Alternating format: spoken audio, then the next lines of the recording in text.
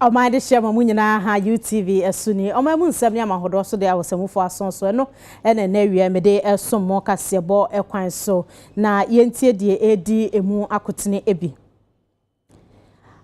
Eyade ene day eye World Environmental Day yebekone akodi ho nkomo na yahwe yefamu di ayeye ede aboa ma atena ya wonyame ede ma aye no yahwe so ewie so na Dr. Muhammadu Baumia ede atu edwase eyade a se wonye oman ba anwa tena so a wodi tumi ya ebesan hye ye hemfo nsa se de be ya wo mbeboa ama empuntuo mapa aba ye mpatam Yako ensem fufuro mu nso a empanyimfo binom de afutuo ema ese yempeja yahuni die emre ebo ho ban no se de be ya efi ni nsuyire bebreba ekoso ewon kran ha ene omamu no betumi abre ase yebekọ petrensa so na adehye ewo ho so ebosudwe tire se won mafidi a wo mo eyo no ekwan a empanyimfo okrakra no entwaye ense emfata kra betumi de yade abre wono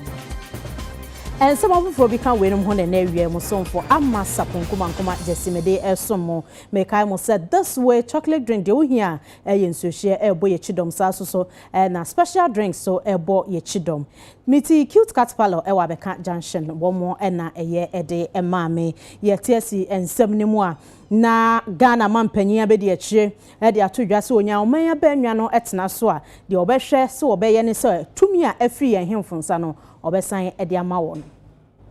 our land, our history, our tradition, our culture. So who will sideline chiefs, then government will have a problem in government.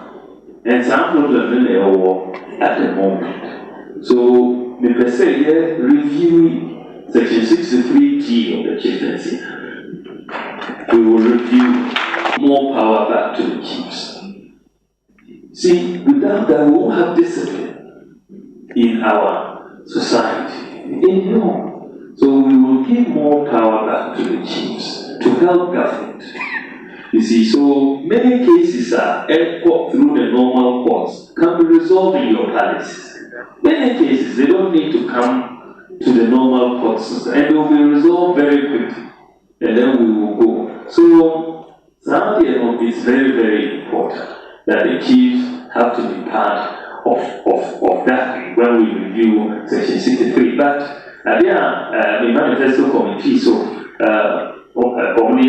which is very, very important, they say that we need to, just when we say golden age of the relationship, for the chiefs to do the work, we need to resource the palaces.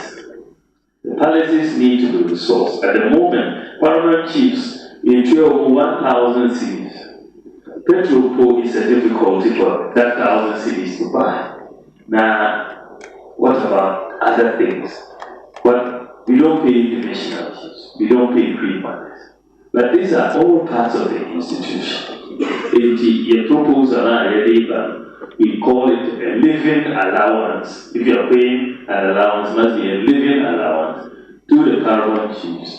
divisional chiefs, and pre-manners. Then we can help to govern this country. Then also,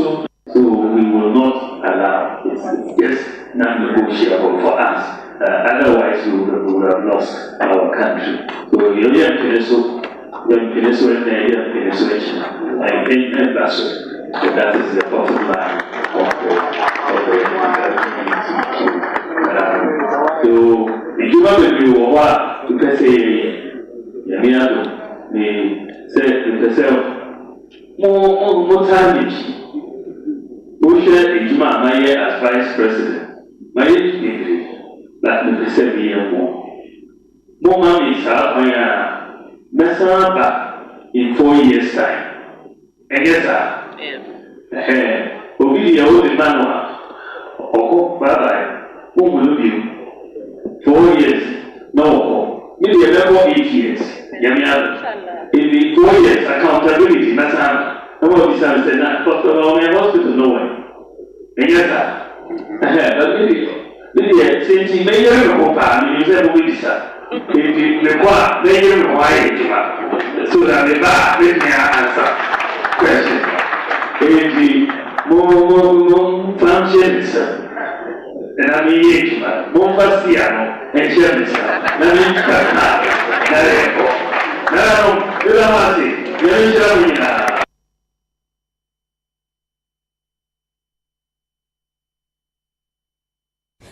Dr. Mamadou Baumia signed their two se omanfo timi to abama no no obeye mampanyina ade ni niema ni bi obeye ene se nananom hemfo ensase se koba ne se omo ko register ebeye free ye ni wonum ska sign digitization opese wode ban. We are going to move to mapping and digitalizing our land. So many land disputes come up because nobody really knows who owns the land. Many different people claim ownership. And one of the problems that we have is that many of the stool lands are not registered. Why? I found out that many of the chiefs find it difficult to pay the registration fee because it's a bit expensive. If you own a lot of land, to go and register it, it's expensive. So what am I going to do? We are going to provide free registration for all the chiefs. So we need to re-empower the chiefs, amending Section 63D, which would be a priority of mine, and then to be able to get the chieftaincy institution to really play its proper role. Financially, the institution needs to be resourced, because you can't give them responsibility without resources. So the recommendation that has come, which we are going to we put in the manifesto, is to make sure that we pay living allowances to the paramount chiefs, to the divisional chiefs, and also to the queen mothers. If we do that, then you will see that the chieftaincy institution, it will be empowered. Will be empowered to take decisions that help the government. I want us to be close, and this is why even in the mining areas, I'm proposing that the chiefs become part of the district mining committees. No mining license can be given without the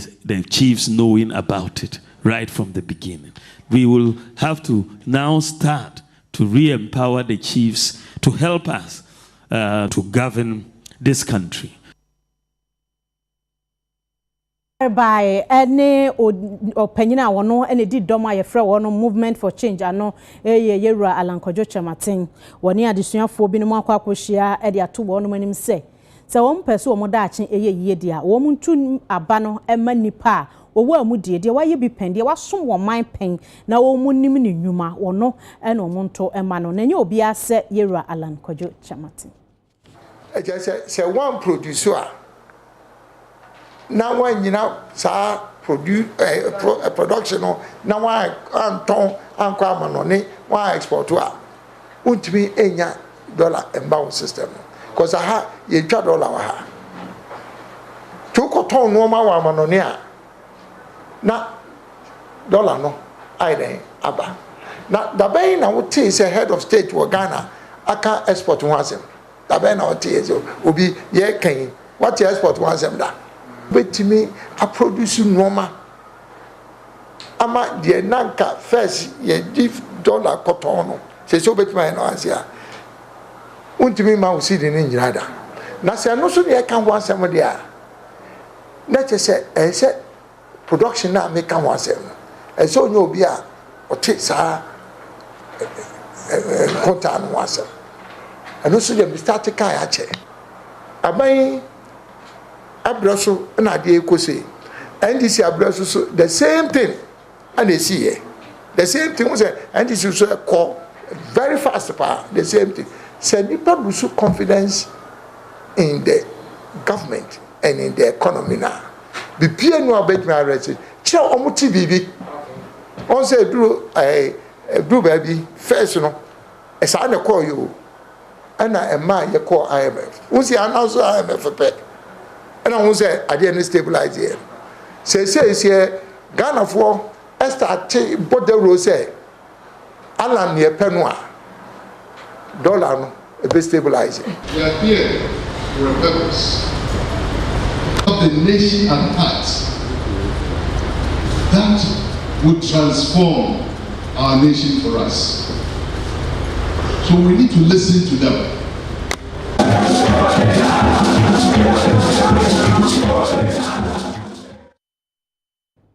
Intergovernmental Action Group ECOWAS kuo baako a wonom de ne se wo sori atia sika ho dwadie ye nam kwambone so no na wo ye nansa adwumadie wo enkran hanom a wo kyeremu a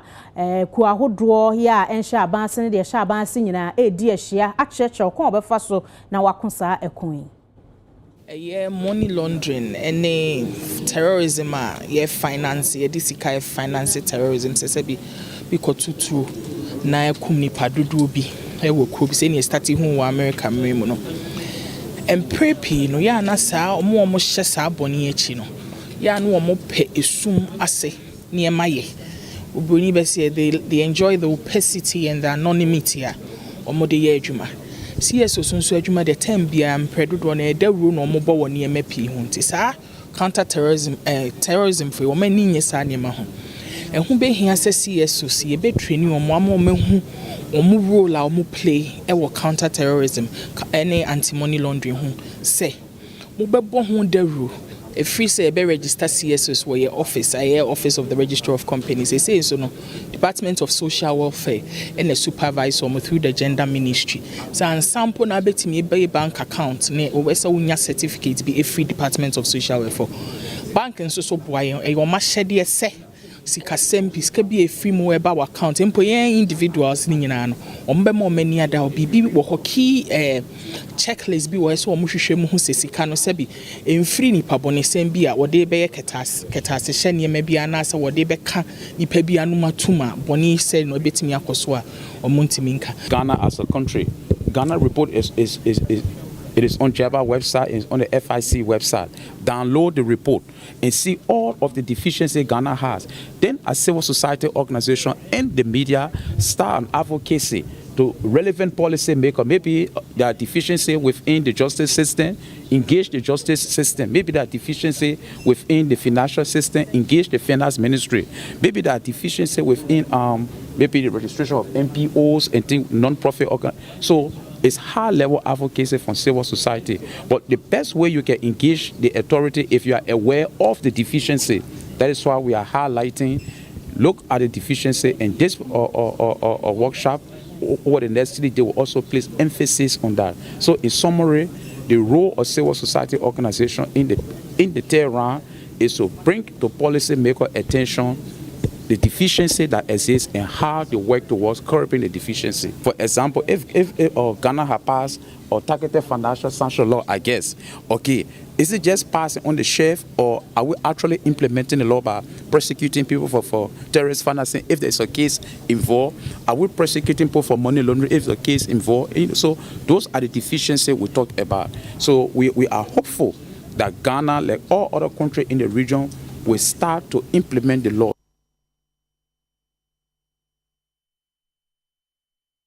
So afọ abedi ekyire ya ohwe nsrahwe afei obo ade abobre ho nsam ya mamre ne enema ye de yensa adwum yera okrekumante de atodwa se abibi manke ya homum na nanom nkode na wo mko ye de omoja eji fa ahodie free koskoko ntemu no ye nkoso a enkramu eno nti wo se Ministry of Tourism wo no mo edi Emancipation Day edano ama ayekama. Emancipation Day marks the final abolition of slavery in the British colonies. It is a day to reflect on our past, confront the painful chapters of history, and celebrate the resilience and strength of our ancestors. Today we stand on the shoulders of those who endured the unimaginable hardships. Our spirits are unbroken, and they fought for freedom and justice. Over the last few years, through the year of return and beyond the return, Ghana has thrown a spotlight on our shared heritage with our African diaspora.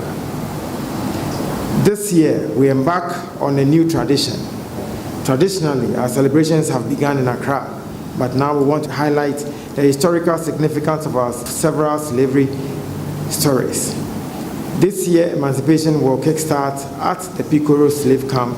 in Nania, as she mentioned earlier on, located in the Upper East region. The route stretches to Salaga, Bono Manson, Asem Manson, through several towns and villages and concludes in Cape Coast and Elmina. Ladies and gentlemen, our theme for this year's celebration S, unity and resilience. Building stronger communities for a brighter future seeks to revive the flame of unity among black people in Africa and the City region. Since 1998, it's 26 years. Afibia Yakai Sadano. I did a Kaka Hose. I never found you there to Quano Ye, a Kunda Nim, a quiet between Abua, and my day Apra poverty. I say, a debe. I bet to be the Puntu Abra Maimo. In Tiana Yajina, na Emancipation here. I did say, dear Bakwa, yes, so we be an say, often home, a machine. I feed the that's from couldn't say, ye caught Yankaya Yaudi, and then so ye fat what we call the slave roots, and so a statue was Salaga, Picoro, Aba, Bonomanso, Asim Praso, Asim Manso, Cape Cosalmina. Tis our finding as the Samika say. Contract for Goa, Moya Juma, slave market, Salaga, slave wealth, Salaga, Picoro, slave camp, Moya Juma, send a bear. Yeah, tell my mono to my move for no and how are in another Mukumu. Nagana Debia Yizikan, or Daminia me, Moye, Yeshe, Gan, Abrofo, 1 hour for one and Dumumna, Yaka, there were can hear him, and say no, what day. Yeke, a quan walking, and son a word your more found wooden, or they yeke the massam. Now will fee him, no walk cray, and says a bibinya, yan K, 1 quan walking, na so, yan fan to hear brown, who then yan baby will watch the moon you do see what have been. And saying, Mamma should me when you're there. Then Musuna obey no, yan I am pamphing him. Yanim se June bosumi a yewramu de suso atue enam sa yo so ama mensini ani kropon assembly ahodo no Zoom Lion empanyimfo de futu ama wonom se wo mo bie wapono ato ho bi biara opese oni ondi kasobom se ye gotamu se te se de fi na tahin na pese wo mo ekomwa na wo mo timu na fei ensuo senefa de ensuo da na ye hodwe na ensuyi enyimfa ye de a wonom aye krado panyina oni UTV twetwe nkomo Director of Corporate Affairs Zoom Lion Ghana Limited ye Emma Adjoa Apia Oseidua se ensuo be yiri afifa baby a eni kwanse nke fade nyoma edisansunsanso ne ba no edoso enye efia yankrakra ne yie nko na emom si esisi adan esi nsuo na kwanso ana baby nsuo no homefa yesisi adan oho ya ye nyoma edi concrete ahye form bebre oho eno nso so eka ho bi na yamfa mfiri baby a efia yetu agu abonten edeba waka fi na waya wadwen se tia ufi a wakaneka enu nti odi behye hwa hu se nsuo ani maba fom a no amaso de akosi gota nchen aya na ofa de aba no abefa na nsuo ne jeb na atwe no na de akohye gota no na esi kwan nti nsuo no de odi na ho odi ba nti obefa babia obefa se wu hu nsuo ho odi etimi bu blog enti wo twi afa hodenden no na enye yie no na ema ne ho so ube hu a na twi afa babia ensese efa obekwa dwuma beba na edi boni eno nya de ayepe nti yen de nsuo yesi fomi yadwuma ye ni dada no ya hye mukena ama sesei wonga eprabonti ananka no hwere nan no ye wadwuma no ya sadi bi agumu a yankasa ene ye bom ho bra ahwe kwan ye befa so a ye de nyoma betutu ye ama won nti won wa abonti so behwe awi abre mia bi wo kwa behu se Zoom Lion fo apraprafo e wo kwa won hwe se mefi no emetofom hokra na no akwa akoboa na ne ya wom ni se ye ntimi fo mu nwu afichire baabia emra no so wom se mi fi eni eban na chi no mi wo ho kwan se me pra kosika kwan ni mfimfi na nso fi no ha na nso aprafi ho abesi mfimfi na nka fichire de ne yi afiri ho eho e na akoye nsohwe ankofo de omungura hyehye kioso ase eni nkofo ntokuachi eni ade nti eho no so ne de agwa kwam ne se wo bebo mode asa wo beje be nibi se wonko ampo untumi entua ben na wo beje ne ka moye mienu miensa monka mu na monye eno no nim se wo kefi na wo ba bi poten a wo di kogu na wasoma dwo na mensoma dweme na Ghana nso so afi entuma pefra wo sa akwa nso enso yi toi na meyiri mefain Center for Applied Research and Innovation Supply Chain wonomo dinansa dwumadie ewo manmu a ye kwan a wo fa so adwendwen won research se wodane ani so wode bi ka ho se de oye ama aboso nti empanyimfo abene eba ne homasua mu nsam eba no research mu wo mu nyina de ho agye mu bia enya asenketo. This is the 4th year we have been running this summit, which is focused on supply chain research in Africa. And one of the key things that we need to recognize is that the quality of research from Africa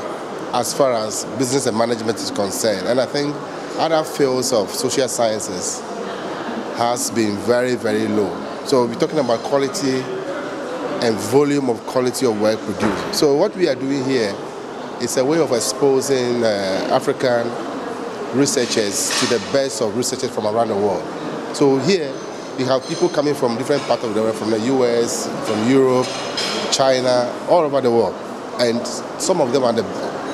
best researchers you can ever think about. So back to the question, how we are trying to achieve that is the question of exposing people to the best researchers from around the world. And our hope is that at the end of the day, with the feedback they receive,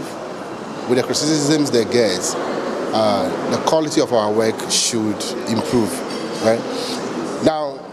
when we talk about quality of research, people also talk about how do you fund quality. So quality, you cannot wish it away and hope that you'll be able to do it. It has to be funded.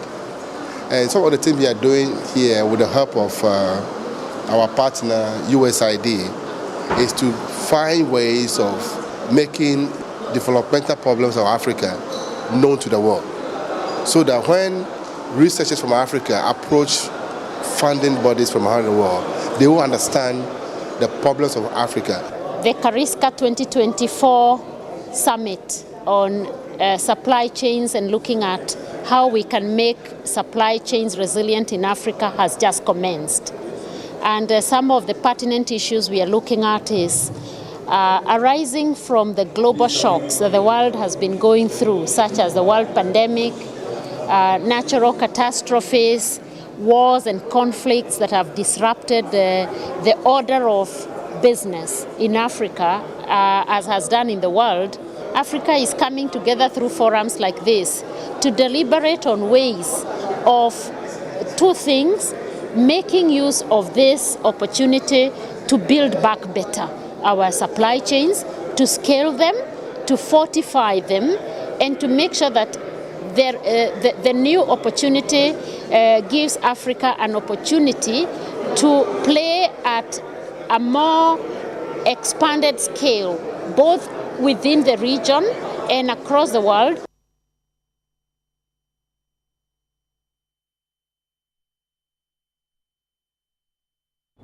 We are busia yetoa ensam ne so ene day June bosumi de tosu enum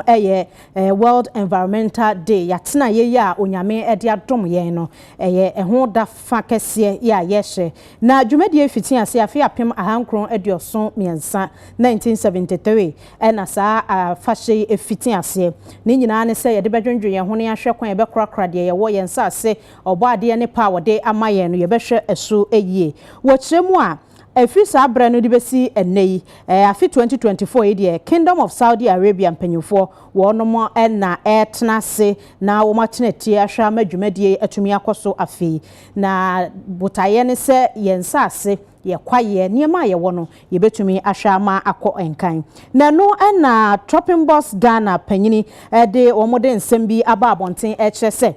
wosre ye mpanyufo eneye World Environmental Day edi enye ebra so se wo mo bo abososore waka na wo mo akutia niema hodo a emma ye environment ye mpota mu yatena ye no entumi enyo sede onyame hye se enye na nei se eti atrepen so a ede ensusu asobone bebre ya pomuden bebre ye nkwa no ni nyina ye wo se wo mo ebu nkompohwe ye ti na ye hwe ni ye ni yie ni yatumi atena se edi nkyene ache ye ka se yensa kan ye rabo achitwumasi ankra ye oye project manager ma Tropping Boss Ghana ye ne no ebedi nkomo wo saa afahye ho mira memo ha emo akwa baba UTV kase boso Wadaroma ensema meka ye efi mwakache ene baye.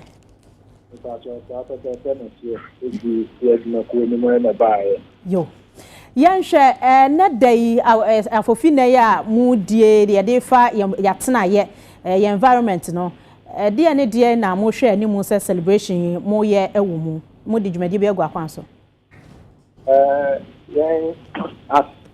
NGO and I say Jumekua Ensha Abanyasi no. The focus of our work and I say you do my basically a far Namia body of the my environment as I say any quiet SM any quiet SM into our day-to-day activities in na your dad my a fasa and your we don't we ensure that and need something different from the area but one key thing about our work is what we call advocacy, and after your trip, apart from saying practically, on the ground that a boa a man and your body a bottle by no. Your sign and to an among a cassa, a fat and your mind, you say, a footfall, and after a 1 penny for any a footfall, I'm saying, one so animal mutua, a bed boa, I mean, a poor as I say, any. Na me abodi odi amaya to say fire me asusu no ban ye fa kasa e fa ho ana ye di enkofo attention e ba so se be ya e bitu anamo a be bo ho ban apart from saying yes ma on the ground and so nti e no na nam so ma ye di statement we ba out se be ya e be twi o ma ben ni bua din aba so say sa e be ya yi no e hu ya si e bi bun kompare e ti me ya kre ya tikino mu agane en so enim kan bua na mo a ye ti bi e be bua amani oma say asase na maybe amani no ya say you be trust Frankra ya na wa ma one so kakra ma me na ye nhwe ye kan ya tena ye mu nkompon kwhwe ye chi obi aka say ya say no ba bedru de edri se empanyimfo be pese o metu anamo ade ne de na wo hwe se wono be ya betimi aboa asosa wo hawo ya no okay ene ti mo fo nyina me da say ade ba ko ni say nyame adom ye wonyoma betria nyame dia mayen ya se ehon to tima anase ebra ye bo atnipa ye na nyoma se ya na dum ye pan wo ba na panya wo ba ye timisa di tie ba mesha se ye se dia se ya betru ye di kan ye momodin se ye ntoa so en se biem ebi ti se ye hwe ekwan ye fa so ese ye kwaye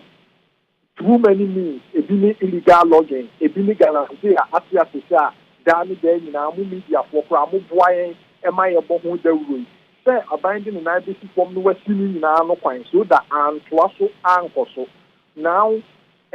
this year afufida no the that's when you see January our land our future ya say any ye that na afin so sa generation ya na say ya etiasi sabri no one thing say you betimi asa manoma ya say no ababa so generation restoration that is the hashtag used for the celebration internet say yes and normal say the great said the work can from the time I actually share using the World Environment Day celebration no I check now so normal air possible essay but the you say ya say that the impunity for you to say forest ye forest any forest bu afen wa any nyame adunti ye ka say forest renewable resource nti ye betimi asen to anamon adua ama ya say nya enua wo kwayi yes there is a way ye betimi ya ye benya na amana study na wo ko ne pepepe na mo bi kura ye nya 100% kura at least there is a way ye betimi aba bedru na me the say na what ye World Environment Day no government and social Friday obey Green Ghana Day and I'm expecting say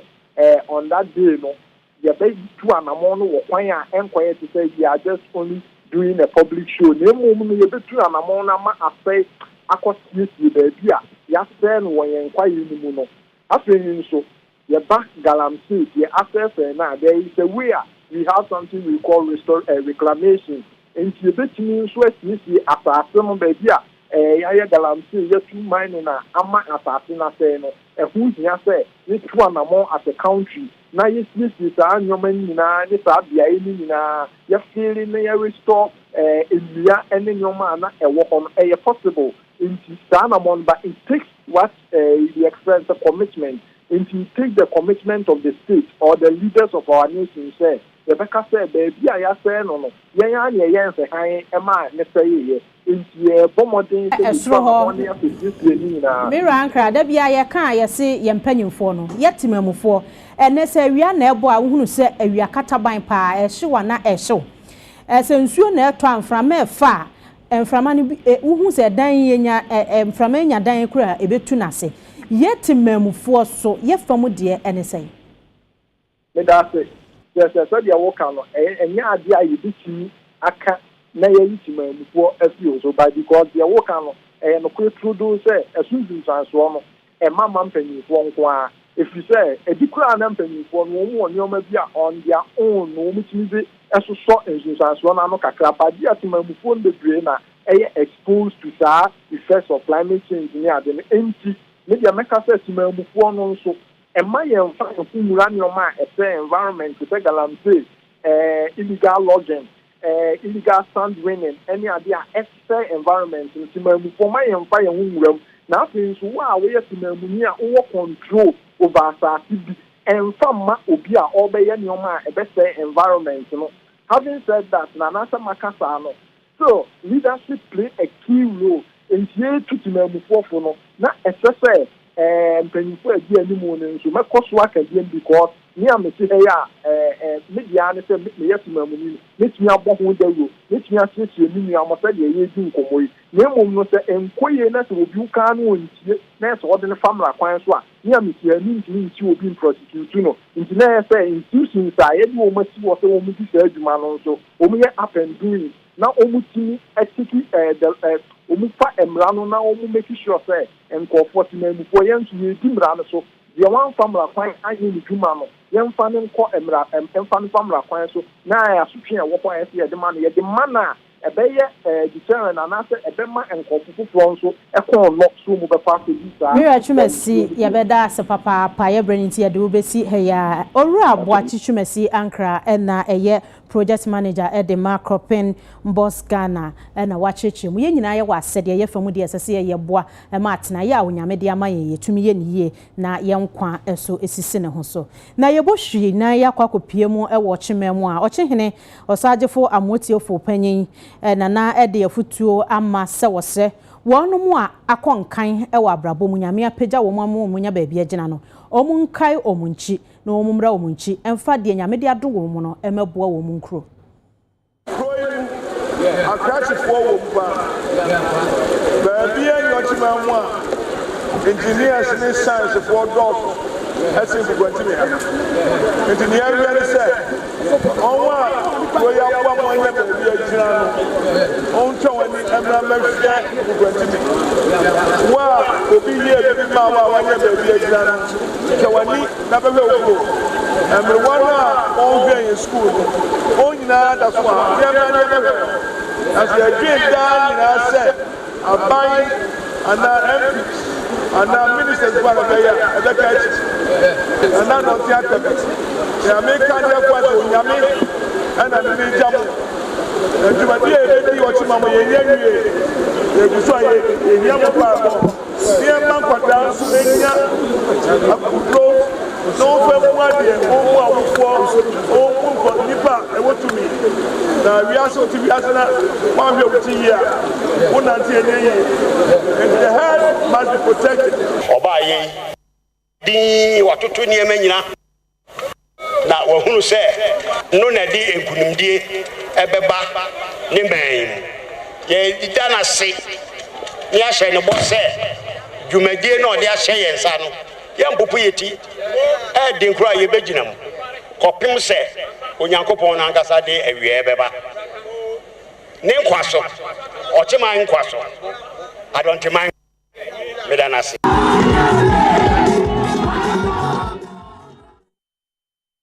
Action Ghana Aid ekuo no wo mo na ekasai na Action Aid Ghana se wono mo sre akuafo se wo mu nyenhwe ha na yenkofa GMO enfa mre wonom na wo mu mo yankasa enuaba nyame de ma yen aba efri mu ba yedidua na yedi yenya ahoden enfa nsunsuanso bone mese ye kidney asabo ne yensono ne niam egu yeyem no wo mbehwe kura mu ye anyesa ne fri yensa yɛde yensa ebehye yenum aka. We should be careful about our local seeds because they are getting extinct. They are getting extinct because you see more of your friend saying before the end. Say ochina omu mayebia. Na che say to mean do ye phone. Enti say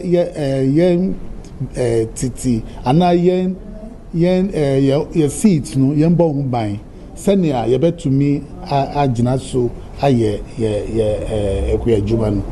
Enti ehias pa say ye preserve your local seeds. Senia enyira. Say wo hwa sa tomatoes here nyina ya navrongo type no.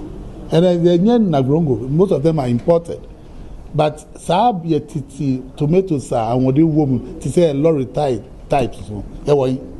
It is say yes sign coffer local varieties no. Na ye develop here no. For me and yes not say we are in control of our own agriculture and not depending on external people for production. Ye nua bana na ye di ndada aduane wom anuane nuro wom a eboa yen no. Sabre eho kwa atwe. Esan se enipa bebre edwen se de efiri amanone ba no na ye dua ye nya ne bebre. Eti eho na enipa atwe na adwen akọ. Demom de ye refi anase ye mu bebre erefi ni se saa nriaba no so a ye di free amanone ne baby eba ye man mu ha ebedua no entumi enyina esa ye nsase ne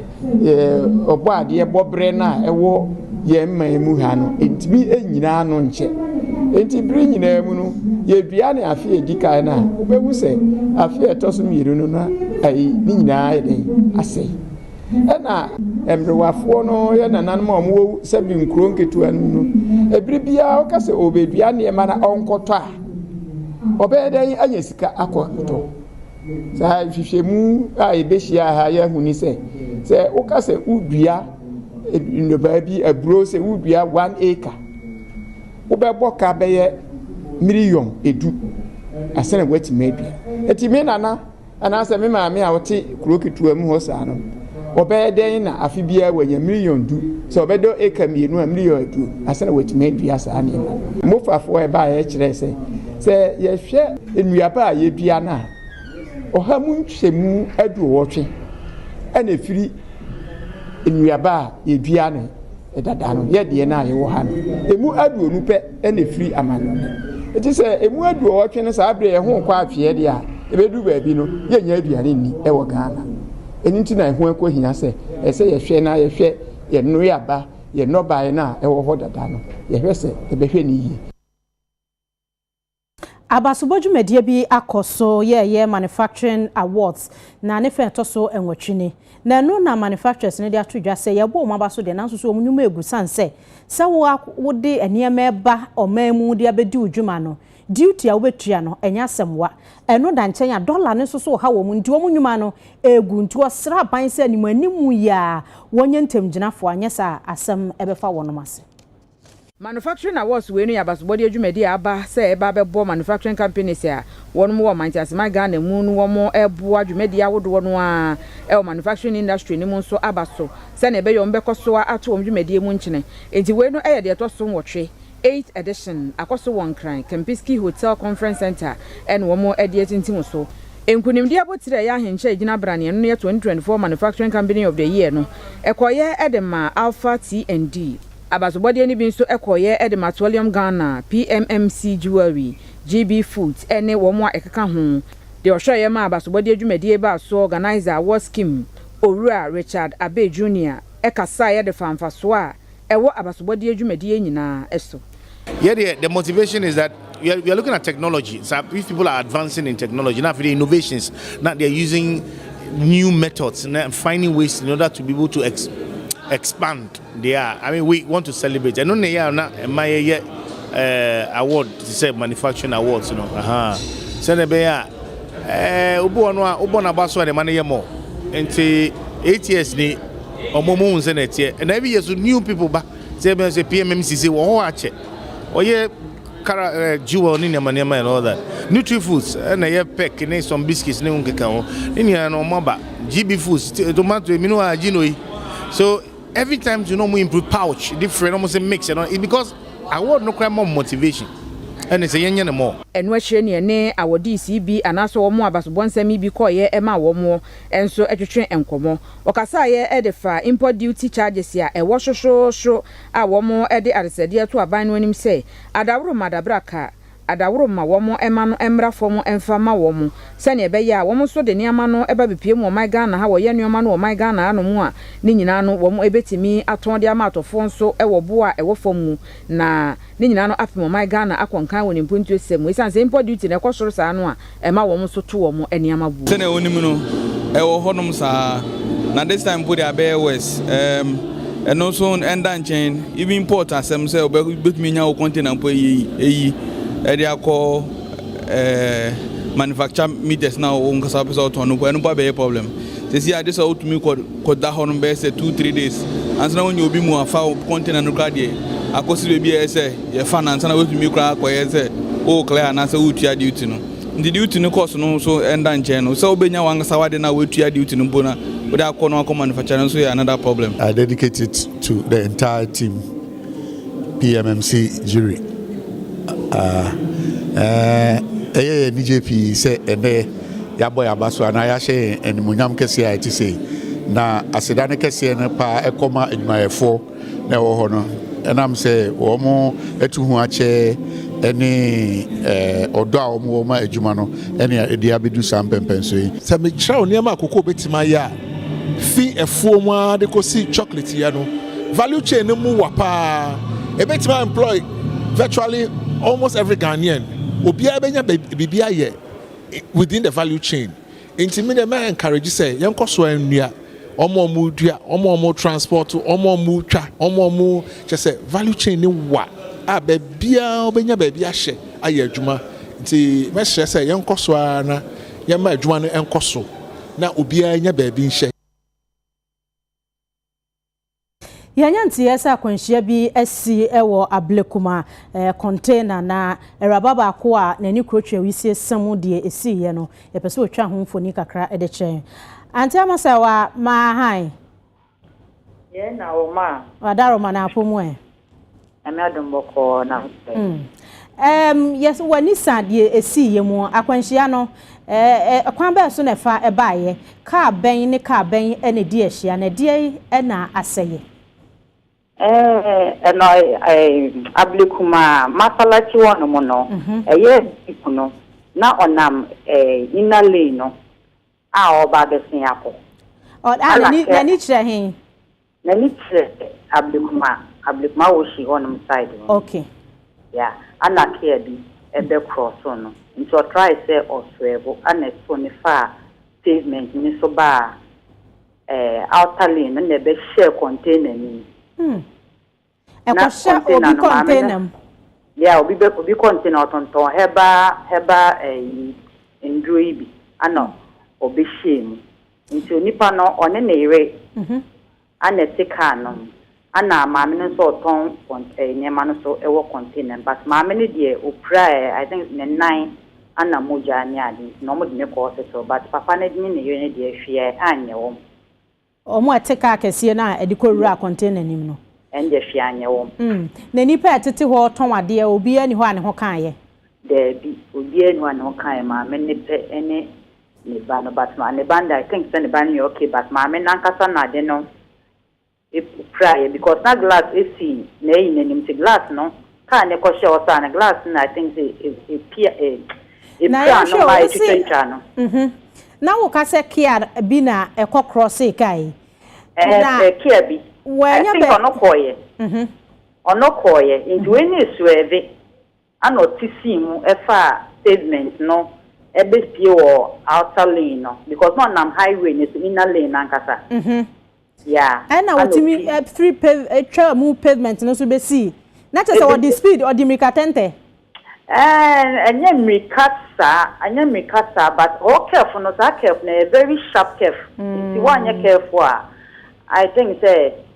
no ne cause but papa ne Neyire na omotika front. Neyire na omotika nim ye. Unti o hwe kwa pavement me so say we no bus na omode age ho ni na. Yeah. Yo. Antiama yada asewai. Yo. We abusua na chese de esi ewo ablekuma masalachi yesi obi container mu ene se ehyan bi a obi across na otwa ne nsa efi highway ni so tra call pavement ko see service lane e de akɔhye obi container mu na so se de odanseni kan de na chese nipa na no wo mu no waprade na wanhwere ne nkwante no nko a ya aseda ye de manyame ye moshi na madaroma ye enko pie mu wo no ma etu akwan ewo oti ekɔ dambai ne mpatamu no wo mu bosudwetire na nsan be se na kakra ni na ferry no ya esi ensuo no so a eboa mo no odi ahemfe no eseye say wo motumi yo no kakra di ahemfe de na so wo mbisa se bre bio na besan sey a wo mbesa kwa ahohia mu enkosi bre bai na bia se be yempo an kampanyimfo nya ba ko nsiesie ba ko nka ho na nka ayemienu na edi ahemfe na bia miensa na ekokoye kontenkro na sey na afi wo mu ho aka adwa mu sa ya na ha adwen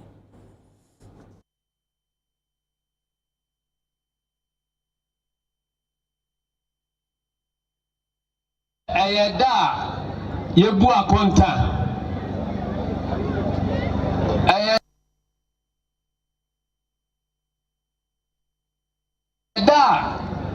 obi bia o na yadi bibia soma o akonta da no na akona chi kakra na de tie bia no akonta buo no ebeba na mekai se abrofo bedi yeso ya kayaka de Kwame Nkrumah na sori ye na opamu abrofo yi enu nti se ne adru meso a so bia nkankura JJ Rollins me sori na maka na me de mekra aba afode akwoti asa na ma bone no meye na miwu a ye betwere ma bakosam se oman no say no media minifobi me sori ye de metimi eyeyo anyeyo obi abehu se mayema famu de nananom asa agro asampa nipa na wo mo obopo se ye ba beku JJ Rollins ni na no asem no ewie no wo mo ankasa na fe niema no dane ya ebon na wo mo atu no wo mo ekokoto to mu mako also there so kwani siwa o siw anoma ato force no nya anoma no esu kwana dan into me su no kwani nyina na edwuma kofo we nyaze nyame acha ho naze wa acha ho naze wa so ihe nyina ya ndo emebunu no wa he use for wa hefa it's masra ho da mama bebe kan no o se mere no so a na mo boefu ntemo nto abebio yes ra ho ye pa ho ne chew awo bot bra eyeni ebo yese biasi ejibia ina nto mehen bottle mehen ina ye nto yasi apocho awuso na kwato mendisi ye nyu bezi ni ye kandama ayenye kasa seda me yakasa ya mo ehu de ye ye na so ebejira ye nhira ye bo ye mpo achandam yasra ho no bia ambra ye jobia na sesi abebe ye gina no onye no baby yejina no onye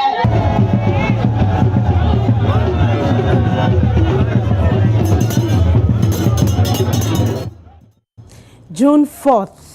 nefa etoso aduanan enum ɛho ɛfa hyɛ na mpanyinfoɔ kɔhyɛ yɛ wɔ finfin mantam ɛyɛ NDC mpanyinfoɔ enyam dentra ɛna wɔnom kɔhyia yɛ wɔ adwumako na wɔnyamfoɔ ɛsi edunketia yɛ a wɔyɛ party dwam tenani chairman no ɛna yɛ maame Professor Jane Nana Opoku Ajimaye oyɛ Frank Akrani abedieche edema yera John Dramani Mahama na wote se wono kasa wode kai anamontu a Papa J ebedi domonim etu sa abre no ma Ghana ene yedru de yedre na yegyina nsemi so ahomeso tiawa ye tonkra ye ba bongo di faraso ede agodie mu nsema waboa no ebeba